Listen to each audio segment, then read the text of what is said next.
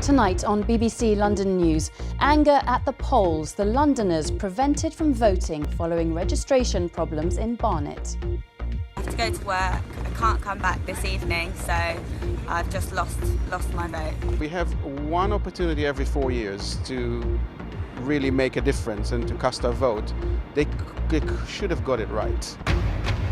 Also tonight, 3 years after her son was murdered outside his Woolwich barracks, Lee Rigby's mother talks about her ongoing anguish. It's always there, it's there constantly, from the minute you open your eyes to the minute you close, you know, it's a constant heartache all the time. Plus the trackside fire which brought rush hour chaos for commuters travelling to and from London's busiest station. And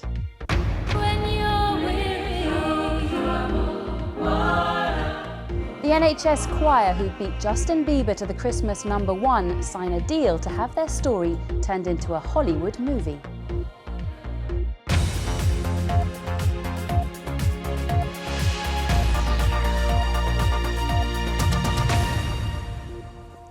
Good evening and welcome to the programme with me, Alice Bandukravi.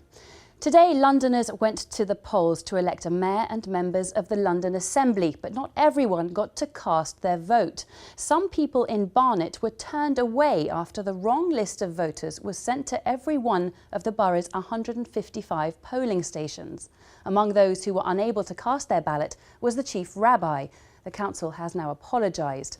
Our political correspondent Carl Mercer has the story.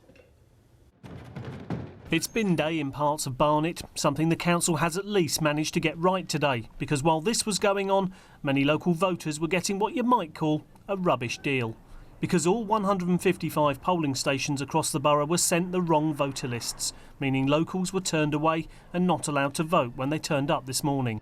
As soon as we got to the table that was for our area, it was pretty obvious they didn't have our name and address. The gentleman immediately in front of us was exactly the same thing, and then we realised on the other tables round us it was the same as well, that they weren't able to vote. I saw a number of people, inside the station itself, but as I got closer, the only reason there was a crowd there was because a number of people had sort of turned up and were being sort of turned away from voting. There was already commotion, people were standing, talking, and it became clear that they don't have the list or the right list for the people supposed to vote in that polling station. And this point, we have one opportunity every 4 years to really make a difference and to cast our vote.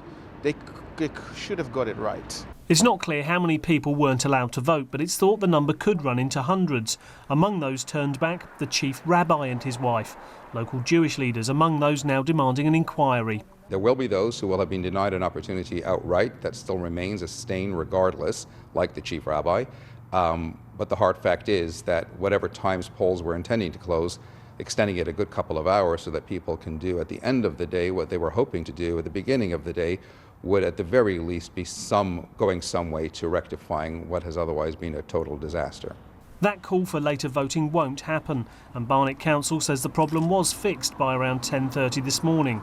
It's apologised to local people and says it will investigate what went wrong. Any challenge to the result of the election would have to come after polls close and tomorrow's count has taken place. Well, Carl Mercer joins me now. Carl, do we have any idea of what happened? Well, we know it was a very sorry affair, don't we? And some of the comments you heard in the piece there, probably the most printable ones we could dig out from what people's reaction. But one theory is that what was sent to these polling stations was something called the supplementary register, which is for people who registered to vote late rather than the full list. So that caused an awful lot of confusion at all of Barnet's polling stations. Now, we do know there has been one official complaint to the Greater London Returning Officer. There have also been several inquiries by a lot of the parties to see what could happen. My understanding is everything will go ahead, though, as planned.